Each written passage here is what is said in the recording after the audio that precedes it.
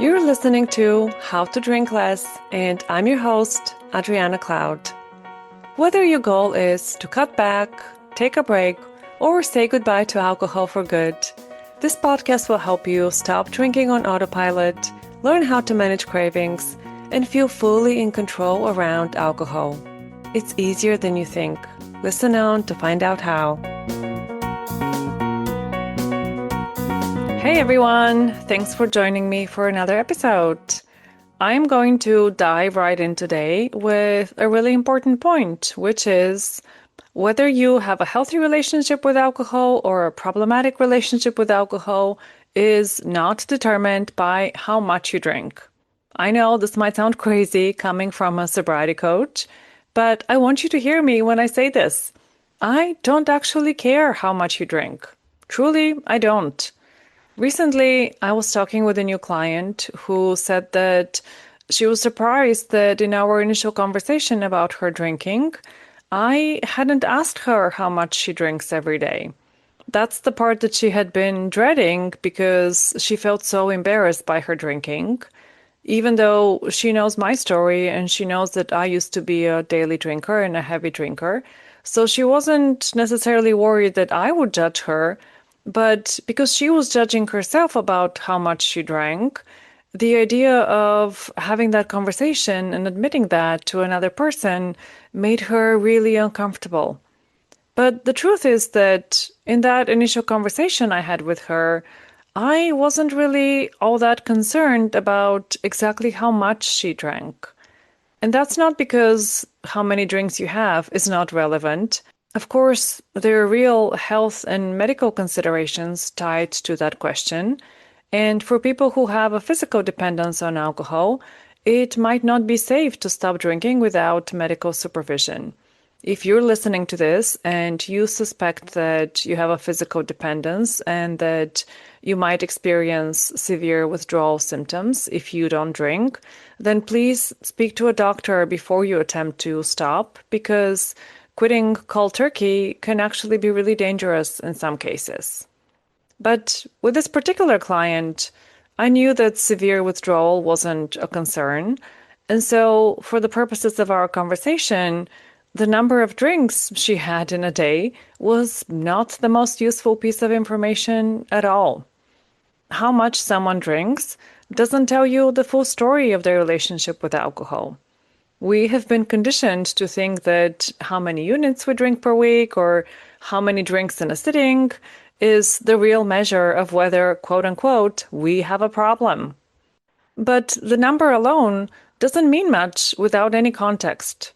Someone can have 3 glasses of wine and feel almost nothing, barely any light buzz. And someone else can have half a glass of wine and feel tipsy or lightheaded or just really out of it.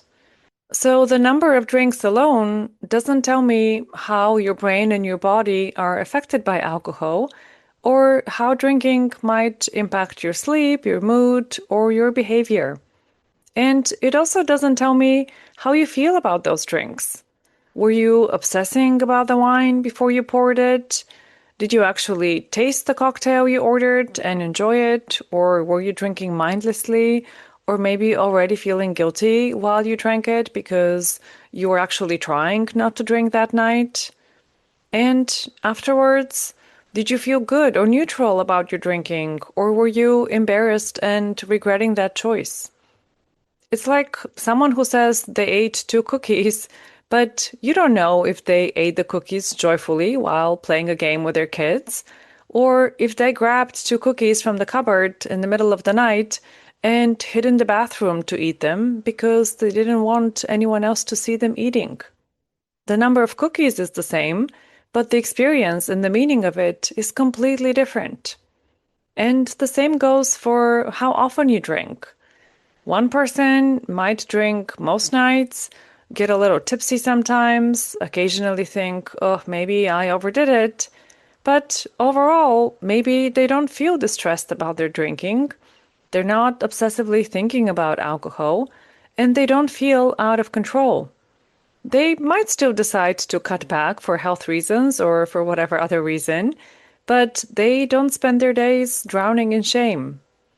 And another person might drink only once a month or even less frequently and still feel absolutely tormented by those nights when they do drink.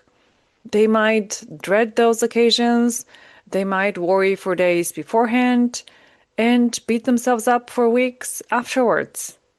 From the outside, you might look at that second person and say, well, they barely drink. What's the problem?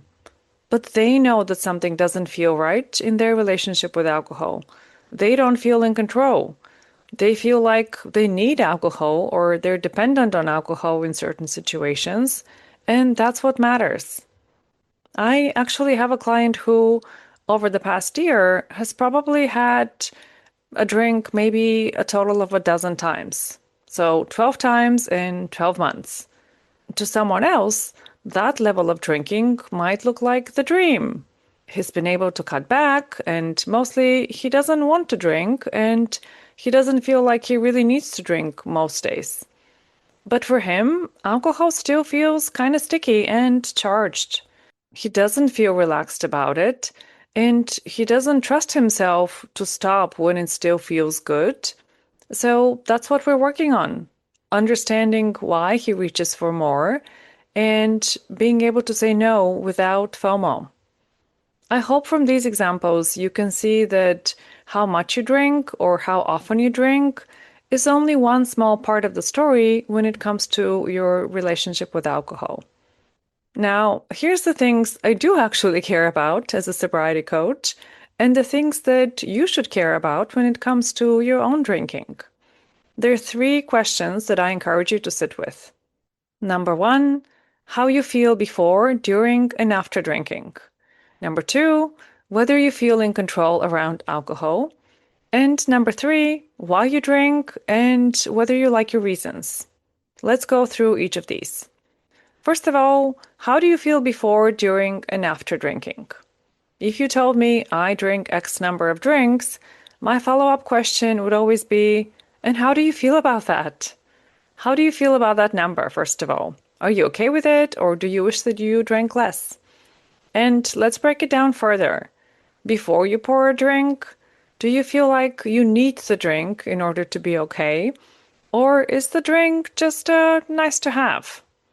Do you feel fidgety and uncomfortable and like you can't wait until the drink is in your hand? Or does it feel like you could take it or leave it, or maybe wait an hour before you drink it? And then while you're drinking, are you drinking mindfully? Are you noticing the taste and the texture? Are you noticing how it makes you feel? Or are you just chugging it on autopilot and already thinking about when you can get a refill or wondering if other people are noticing how quickly you're drinking? And how do you feel afterwards? Are you pretty neutral? Like it's no big deal, even if you do wake up with a bit of a hangover every now and then? Or do you feel anxious and worried and you spend a lot of time ruminating and beating yourself up for not being able to cut back? If you feel pretty good about your drinking before, during, and after, that's great. Carry on as you were. But if you don't like how you feel, that matters more than how many units you had in a given week. The second big question I want you to think about is, do you feel in control around alcohol? In other words, can you truly take it or leave it? Do you have days when you don't drink? And do you feel okay on those days rather than gritting your teeth and sweating through cravings and FOMO? Do you feel confident and do you trust yourself that you know when to stop drinking and that you can stop drinking while it still feels good? Or does it feel like the clock decides for you? It's 6 p.m., I have to pour a drink right now. Or the day of the week decides. It's Friday, I'd feel like a loser if I didn't drink. Or the people you're with decide. I can't be the only one who's not drinking if everyone else around me is having cocktails. Or maybe your mood decides. I've had a stressful day, I really need the drink. Or does your empty glass decide for you? Well, this drink is finished, so of course I'm going to have another one. If all of those external factors are what dictates whether or not you drink, then you're not fully in the driver's seat. It might help you to think about your relationship with something else you enjoy, just as a comparison. I often give the example of me with cheese because I love cheese. I enjoy eating cheese, but I can eat a piece of cheese and stop. And the moment I'm done eating it, I pretty much stop thinking about cheese. When I have just finished eating cheese, I'm not already thinking about when is the next time I can have cheese and is it too early to have more cheese? And if I want some cheese, but there's none in my house, I'm not going to panic or feel like I need to rush to the store immediately. And if I go out for dinner and there's no cheese on the menu, I know that I'll be fine and I won't feel like I'm missing out. So, if you feel like you're more in control around when and how much cheese you eat compared to when and how much alcohol you consume, that's your sign that your relationship with alcohol might need a little bit of attention. And of course, maybe you don't love cheese at all, and maybe it's something else for you, but you get the point. And if it does feel like your relationship with alcohol is different than your relationship with cheese, please know you're not alone. That doesn't make you bad or weak or broken. It just means that the habit is running the show. And that's the thing that we want to start gently untangling so that you do feel like you're making intentional choices rather than being controlled by alcohol itself. And finally, the third question to ask yourself is, why do you drink and do you like your reasons? This is the heart of the work I do with my coaching clients. You have heard me say this many times on the podcast. You can't sustainably change your drinking unless you understand why you drink in the first place. So ask yourself, what does alcohol do for you? Is it helping you to relax at the end of the day? Is it numbing anxiety or loneliness or anger or boredom? Is it giving you permission to stop working? Is it helping you feel more confident and be more chatty around other people? Is it helping you to feel like you belong? Does it feel like a treat and like you deserve it or you've earned it? Answer that question first and then ask yourself, do you like your reasons for drinking? Do you like being someone who needs a couple of glasses of wine to unwind? Do you like feeling like you can't have fun or enjoy yourself unless you have booze in your hand? Do you like being someone who can't deal with your emotions unless you're drinking? Do you want to be someone who needs alcohol to get through a concert or networking event or Sunday brunch with your girlfriends? And please know these are not rhetorical questions. Sometimes your answer might actually be, yes, I'm okay with that. Some people really don't think there's an issue with having a drink or two to loosen up in social situations. And others are okay with turning to alcohol to help them tamp down uncomfortable emotions. I'm 5 years sober, but there are times I know I'm reaching for food because I want comfort, like reaching for a cookie when I'm tired or grumpy and I feel like I deserve a little treat. I know that the cookie isn't actually about hunger or joy. It's about me avoiding feeling something uncomfortable. And sometimes I think, yes, I am totally fine with that choice today. And other times, I don't love my reason for reaching for sugar because it's not who I want to be. I don't want to be someone who can't sit with discomfort. And so on those days, I work on processing my feelings without the cookie in a way that is more in tune with my values and my own expectations for myself. And it's the same with alcohol. It's important to tell yourself the truth about why you drink and how you feel about that choice. Because if you don't like the reasons you're reaching for the drink, that's really useful information. So, this is my invitation for you.